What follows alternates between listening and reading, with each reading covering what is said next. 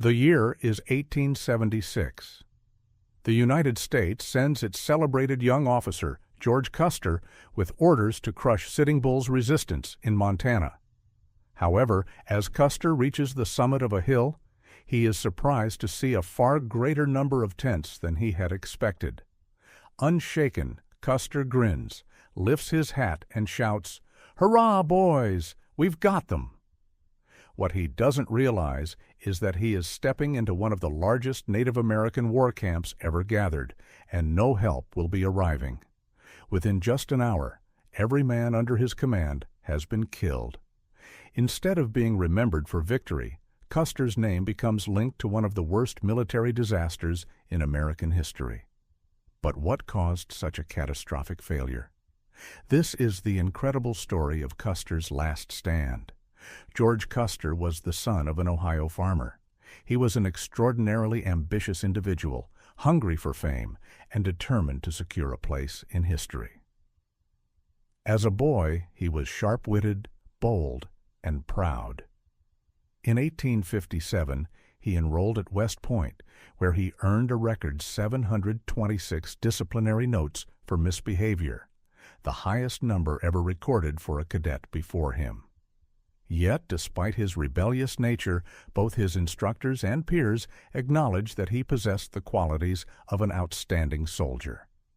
The outbreak of the Civil War offered Custer the opportunity to demonstrate just that.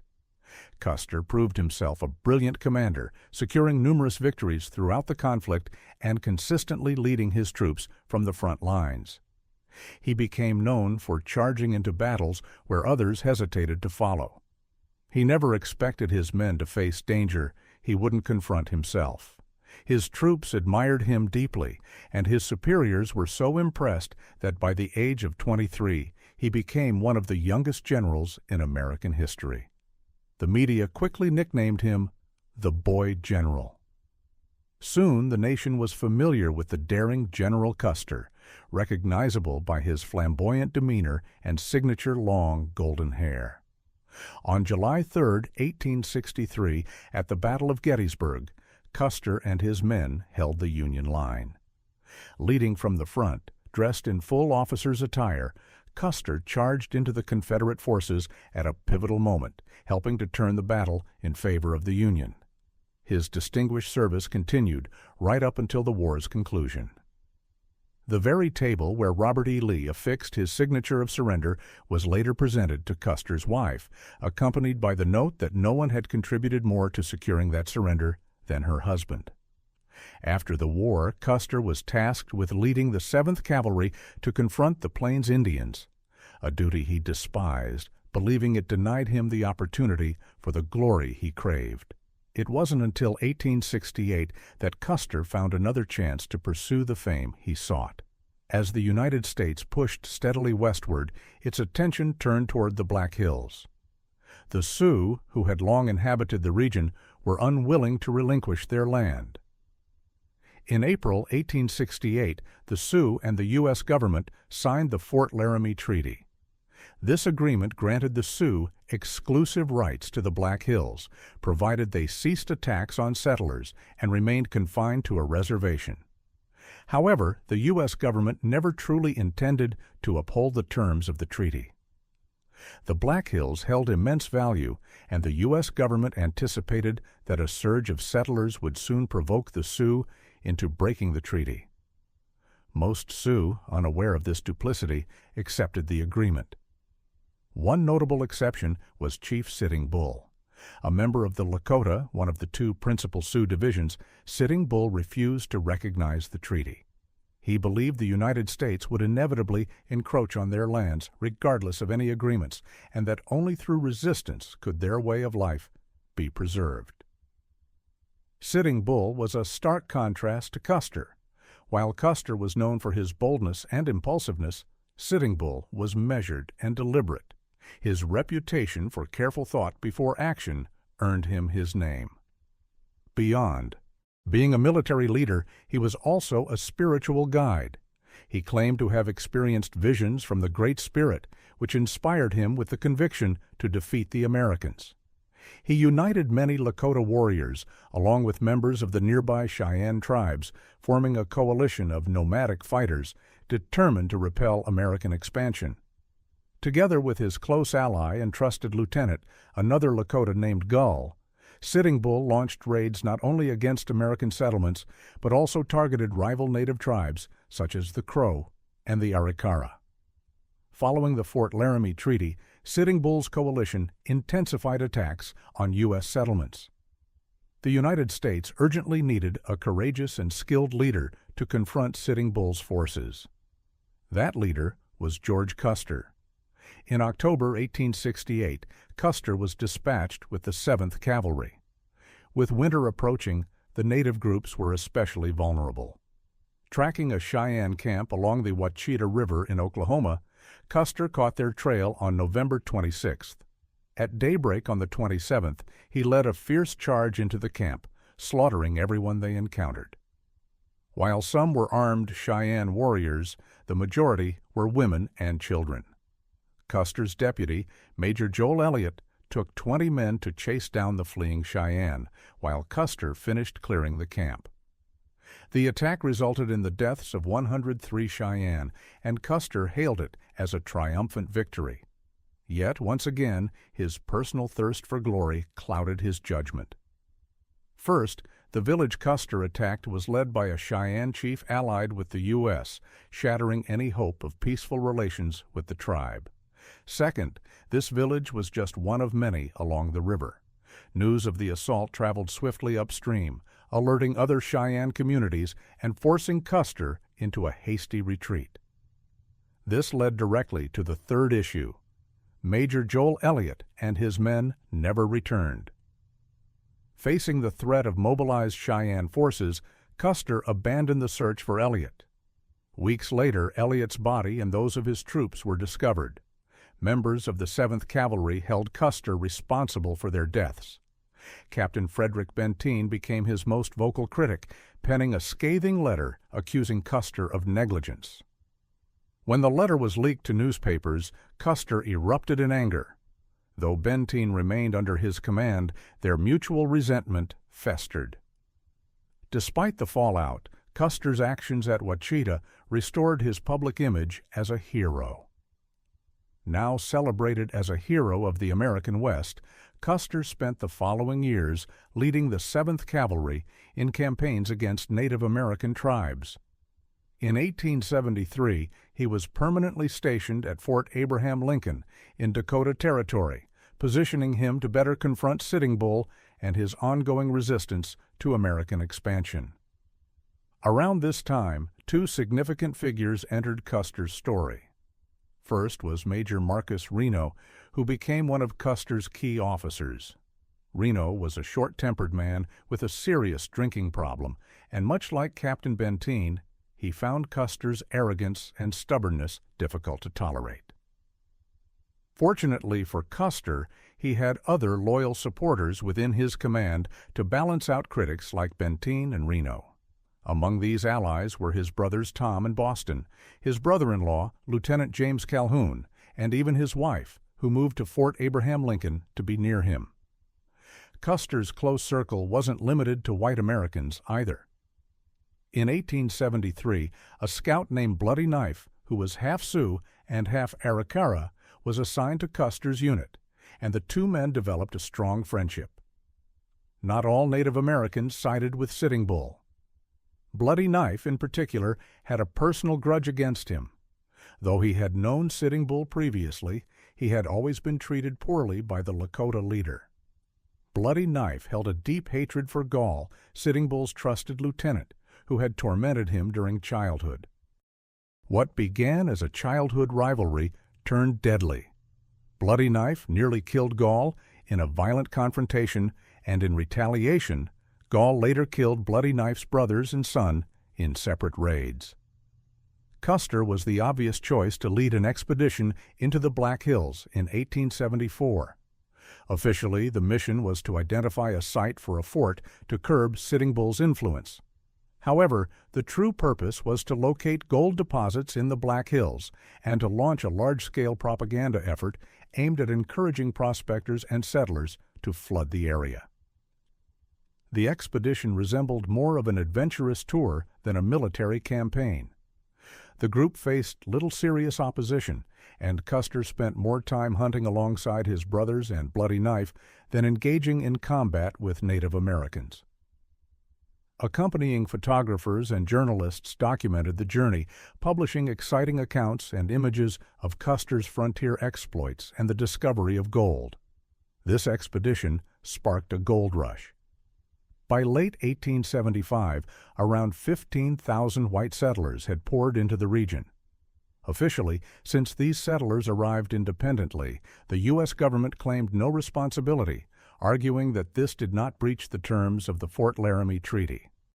Behind the scenes, President Ulysses S. Grant fully backed the influx of settlers and was simply waiting for Sitting Bull and the Lakota to react with violence, providing a pretext to take full control of the Black Hills. In September 1875, Washington made one final attempt to persuade the Sioux to sell the Black Hills peacefully. Sitting Bull's warnings that the Americans would inevitably come for their land proved accurate. The Sioux refused the offer, prompting the president to issue a firm ultimatum.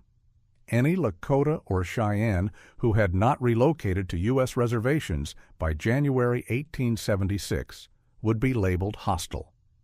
This demand was impossible to meet.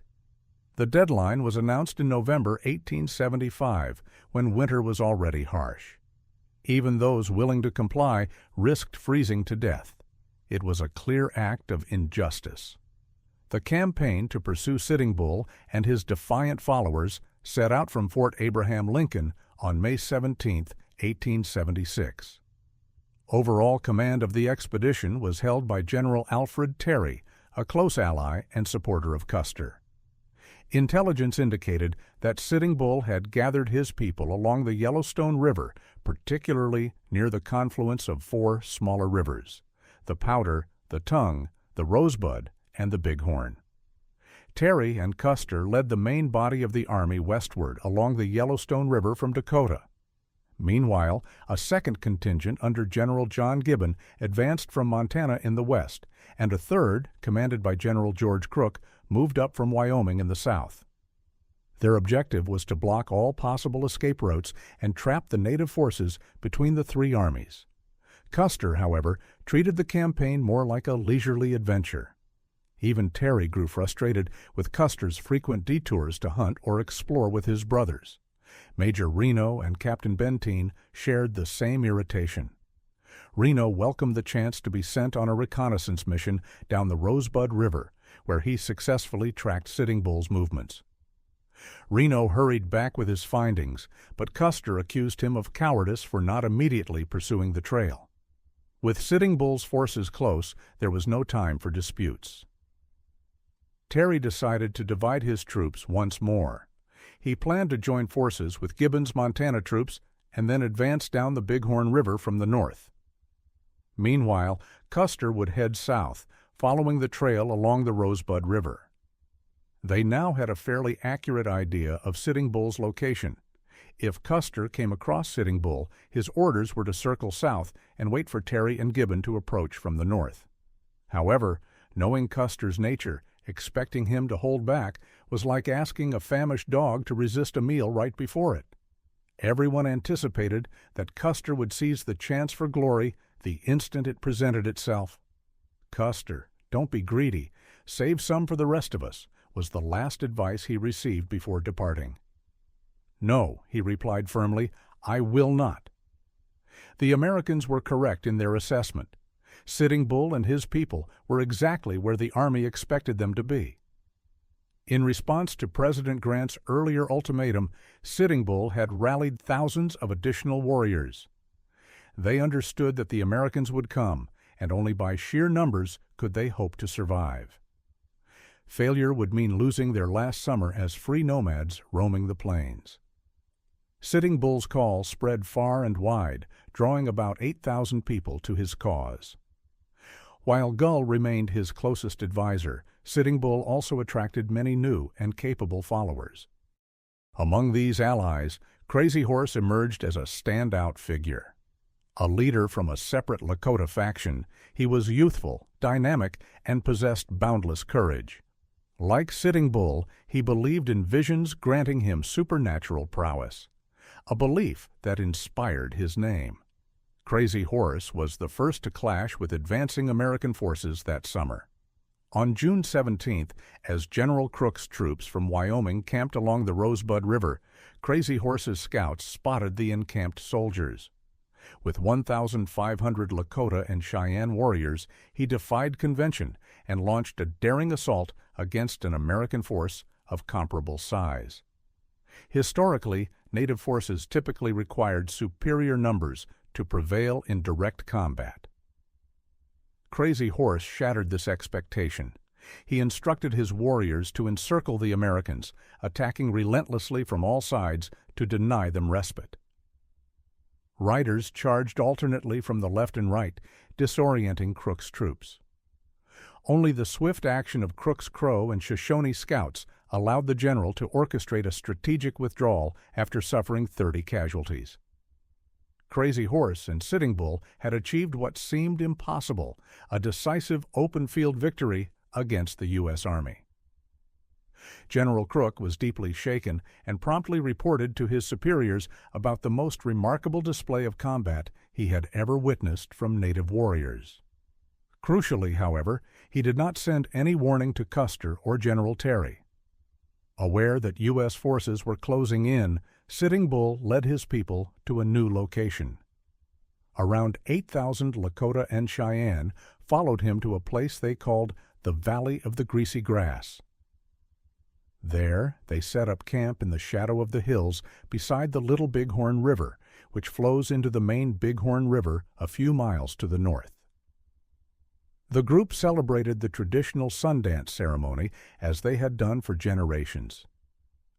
During the Sundance, Sitting Bull reportedly experienced another vision. He saw hundreds of American soldiers falling into the Indian camp. He interpreted this as a sign that a great victory was imminent.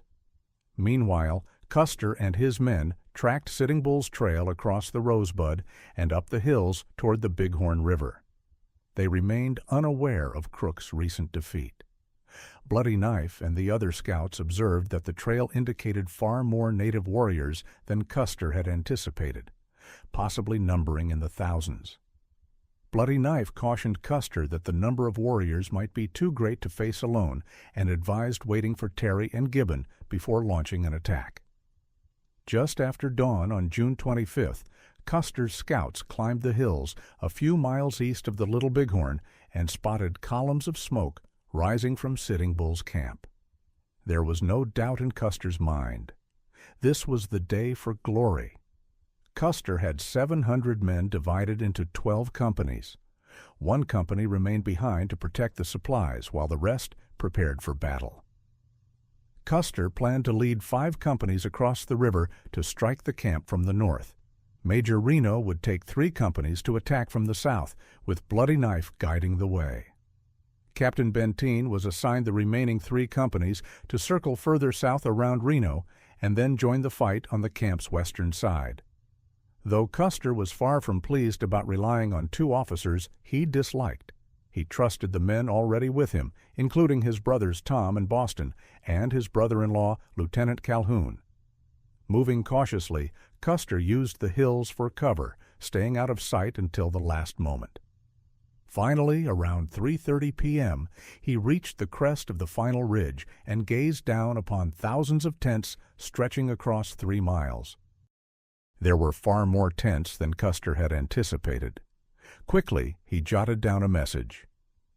"Benteen, come on, big village, come quick. Bring packs, and sent a rider to deliver it to the captain." True to his impatient nature, Custer chose not to wait. The boy general raised his hat high, shouted, "Hurrah, boys, we've got them!" and charged down the hill. Meanwhile, to the south, Major Reno led 150 men across the river, closing in on the camp.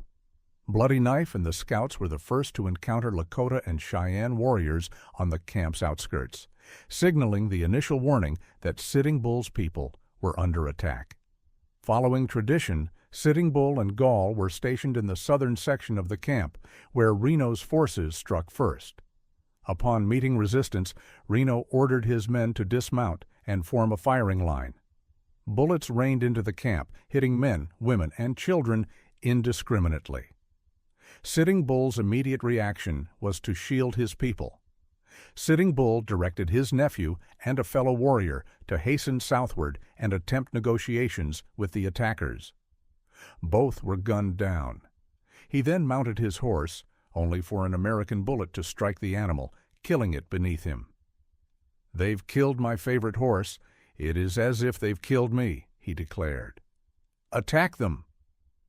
Gall and Crazy Horse spearheaded a fierce retaliatory strike in the south.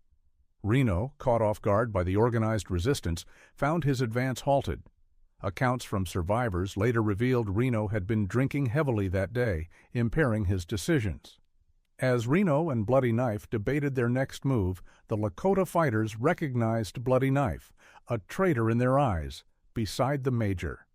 Mid-sentence, a bullet struck Bloody Knife in the skull, killing him instantly.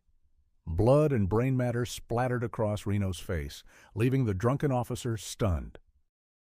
Bloody Knife's death broke Reno's spirit, and he ordered a retreat.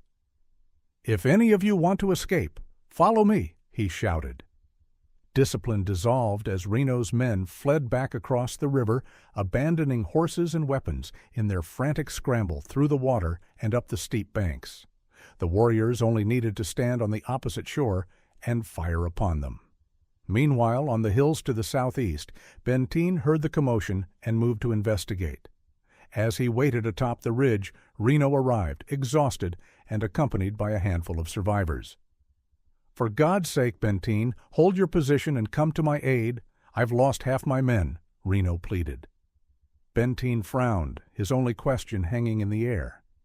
"Where is Custer?" Reno had no answer, and Benteen could only shake his head.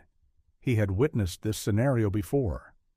"It's another Major Elliott incident," he muttered, recalling the disastrous encounter at Wachita years earlier. According to Benteen, Custer had once again abandoned them in pursuit of glory.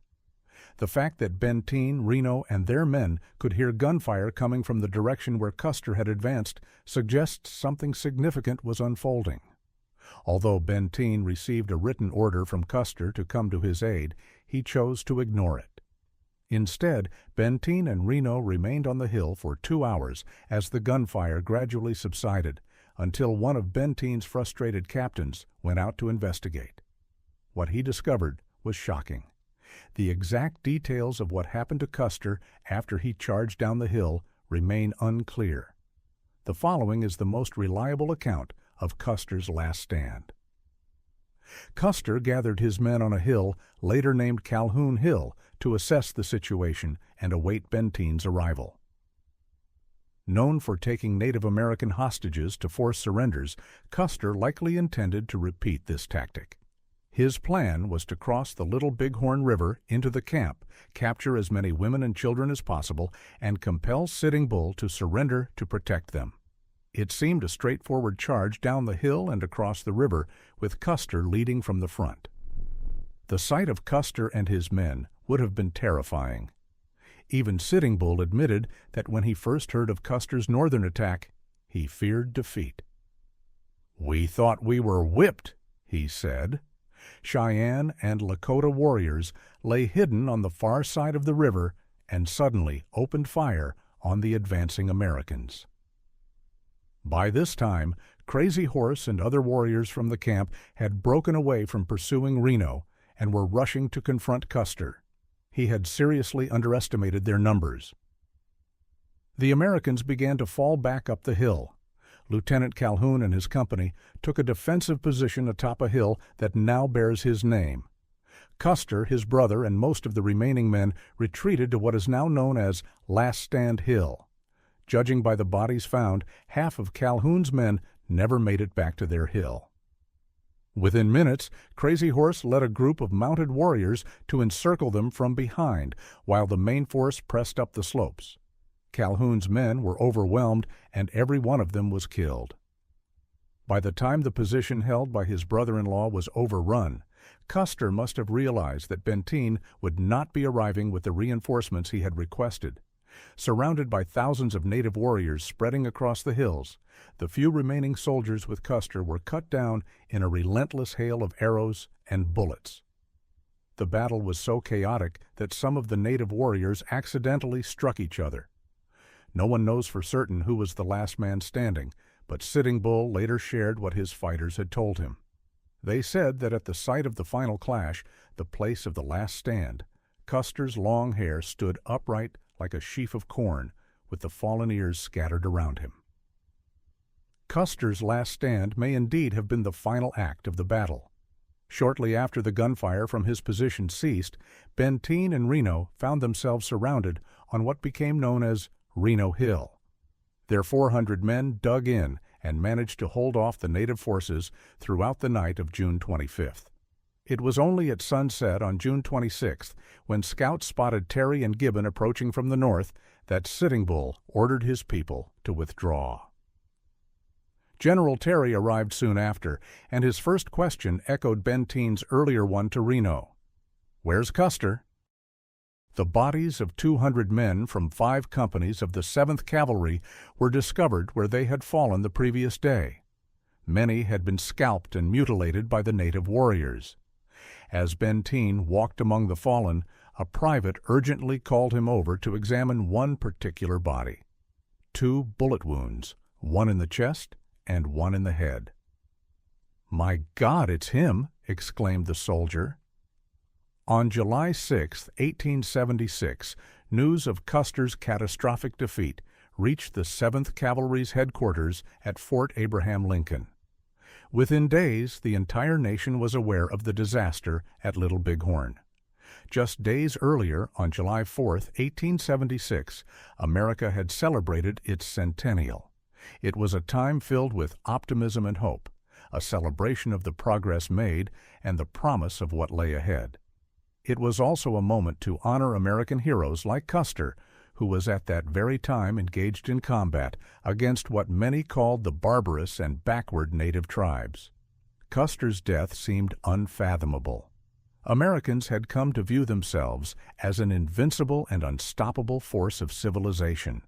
When the news spread that Native American warriors had killed a hero like Custer, along with 268 men in open combat, many Americans struggled to comprehend it.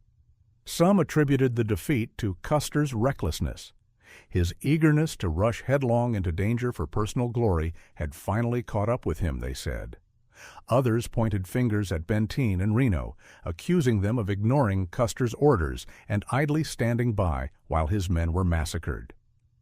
Surprisingly, few gave credit to Sitting Bull and his warriors, who had demonstrated their exceptional fighting abilities more than once. America had sent its best and had been defeated. Sitting Bull prepared for whatever the nation might send next.